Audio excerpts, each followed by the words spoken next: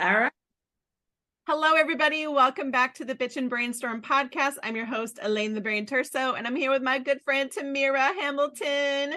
And she is going to be part of our Elevate Your Online Presence Business Summit coming up April 19th and 20th. Tamira is going to be part of our content and social media panel on April 19th at 2:10 p.m. Pacific time. Trust me, you are not going to want to miss this panel. So, Miss Tamira, for those of us who don't know you, please tell the people who the heck you are. My name is Tamira Hamilton, and I am from Wisconsin, And, as of the other day, I'm actually quite proud to be from Wisconsin. Let's see. I am a mother of two adult children, ages 31 and soon to be 26. And the light of my life are my two glam babies, who will be 9 next week and 3 in May. I have over 30 years of sales, marketing, and leadership experience, have the formal education, been in marketing since right out of high school. Worked on a very well-known consumer brand 2 weeks out of high school. So marketing is just who I am. It's part of what I've done. I love it. It's, like I said, it's part of my DNA. It's part of my identity. I eat, breathe, and sleep it. And I sometimes get feisty about it because there are a lot of crazy things that people say online. The crazy thing about marketing is it's one of those things that you don't have to be formally educated in, but often the people who mess things up and say the craziest things are those who haven't been formally educated in it. And with that also being said, some of the things that slow marketing down from developing and being everything that it can be are people who've been formally educated in it. And so I like to think I am this beautiful anomaly, a unicorn who is kind of both. You know what I'm saying? So like when I got online and decided to start marketing 10 years ago, April 12th, I had my formal education, right? But the key thing to know is that it served me, but only to a limit online, because I knew what I knew from the books and from my corporate experience, but the world was in this period where Instagram was coming about and blowing up, and Facebook, and those things hadn't even been talked about in the time period of when I had gotten my master's degree. So I've learned from the streets, from those, from these internet streets, and from the school of hard knocks, as well as formally educated. So I'm this like hybrid, and I love that. Yeah, I love that because it really does put a completely different twist and spin on like old school tactics along with new age technology and stuff like that. And so one of the things that I love that, we kind of share in common is our love for systems and automations. And so I'm wondering if you could talk a little bit about how do you bring in systems and automations into your marketing? I believe, first of all, that everything boils down to a mathematical formula, and that's all a system and automation is making something codified, making it operate in such a way that you don't have to be present 24/7, 365. A lot of people go online. Some start with the intention of just making a few extra dollars, but you get good at it, and next thing you know, you want to scale up. And what I teach people, what I preach to people, is that you will not make money in your sleep without systems and automation. You are attached to your business. You are a slave to your business. You are an employee of your business until you put systems and automation in place. And every time I go to hire a virtual assistant, what I end up doing instead is finding another system, another piece of software to put in place to allow me to be able to do what I do best, which is network, which is have conversations, which is meet people, tell people what I do, and serve the people that I am online to serve. And so if you want to scale your business in any way, shape, or form, if you are looking to 10x your business, if you're looking to go from $1,000 a month to $10,000 a month, what can you automate? If you're looking to go from 10,000 to 100,000, what can you automate? And you definitely ain't going from 100,000 from 6-figure to 7-figure without automation, without teams in place. It's just not going to happen. Not possible. Absolutely. No.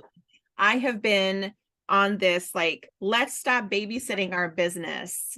Like, being attached to your business 24 hours a day does not allow you to scale 100%. I absolutely love that you say that, because I'm like, yes, someone else that gets it. It makes me so happy when I talk to somebody who totally gets it. So can you talk a little bit about, using, you mentioned building relationships and having conversations. Can you talk more about conversational marketing as a strategy in your business? Absolutely, because conversation is the new lead, right? If you want leads, you've got to open your mouth. You've got to be talking to people. If you're a closed mouth, just doesn't get fed, right?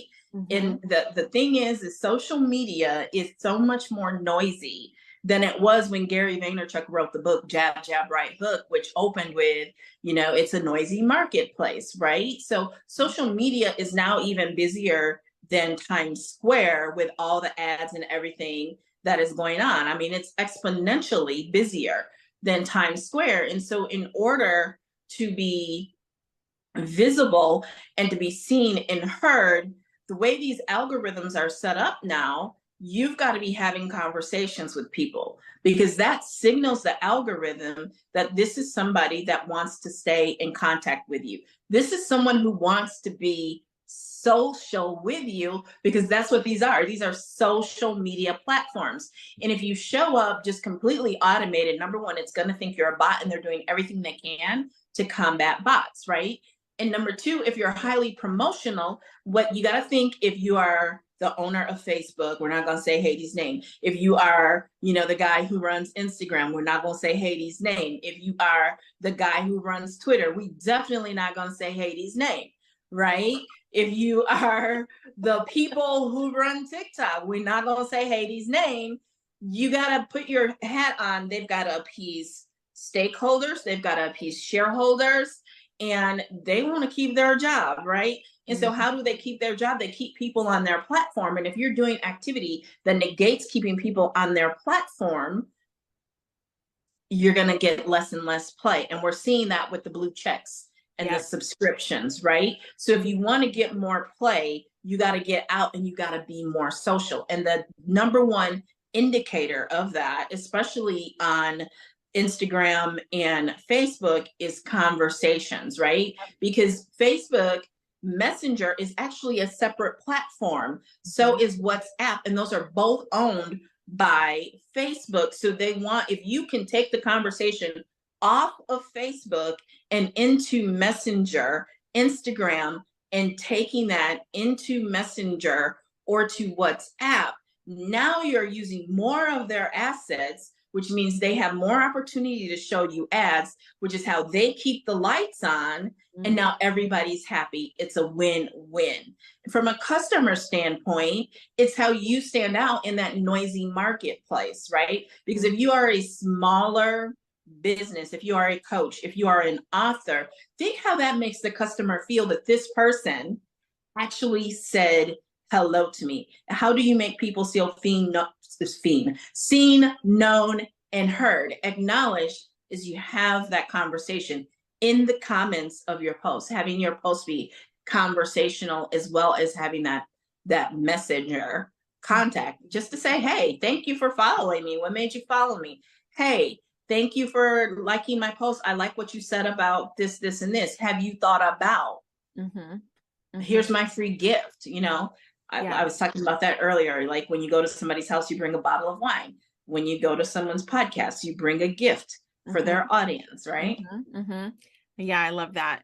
The conversation is so key. It was actually really funny. I saw a TikTok video of this company that they did an ad, and they noticed something, that they were responding to people that were leaving comments on the ad, that their cost per click went down significantly because there was conversations, and it was like, tell us somebody would mention their dog, and they would go in and show us a picture of your dog.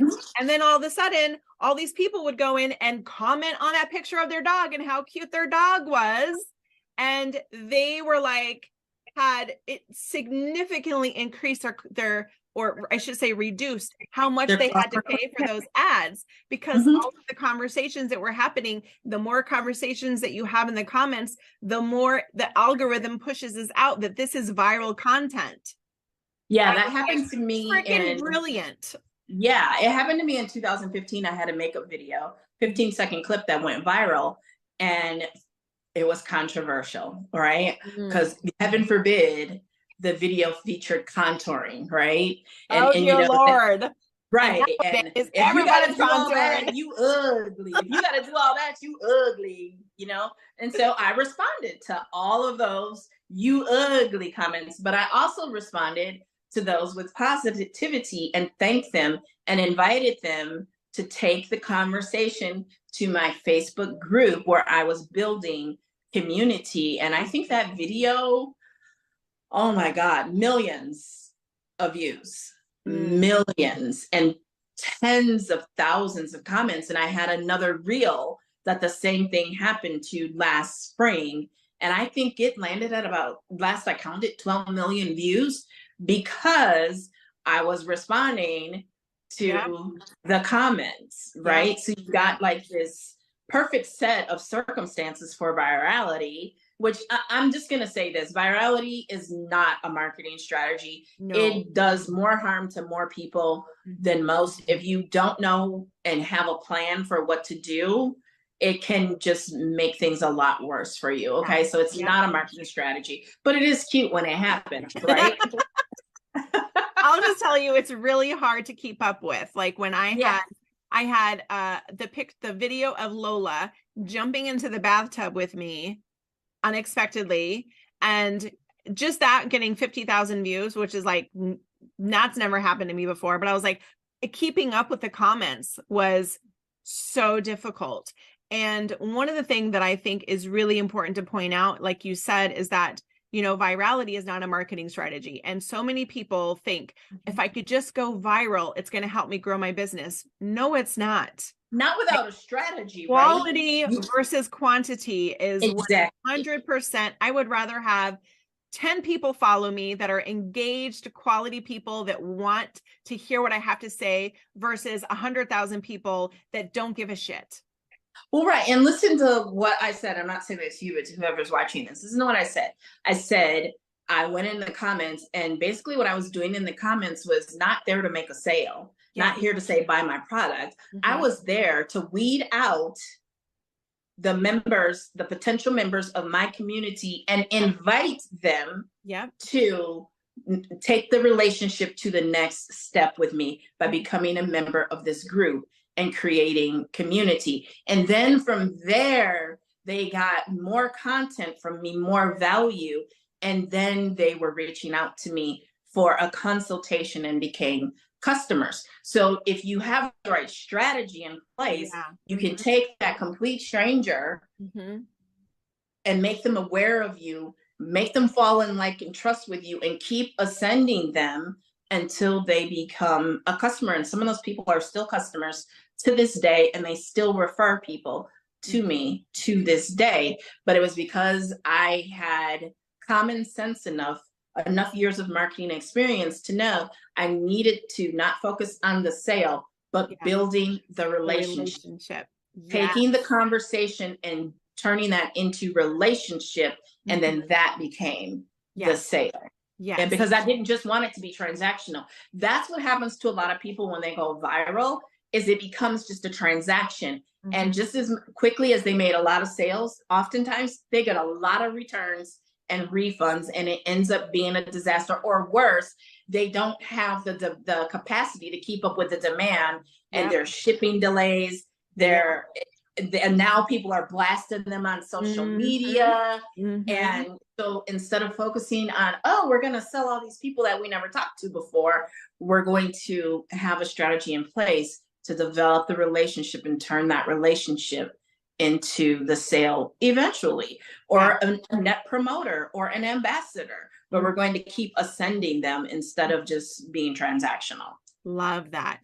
There's just so much value in this conversation, and I cannot wait to continue having it with the rest of the panel. You know, we're going to be talking about, you know, LinkedIn. We're going to be talking about adding humor into your marketing. We're going to be talking about AI and systems and all of the things about how this is going to be such an amazing panel. So you guys are not going to want to miss out. Thank you so much, Tamira, for deciding you wanted to come and be a part of the summit. And I absolutely cannot wait. This is going to be amazing. And remember, the whole goal is to help you all elevate your online presence, because that's what this is all about. So thank you so much, Tamira.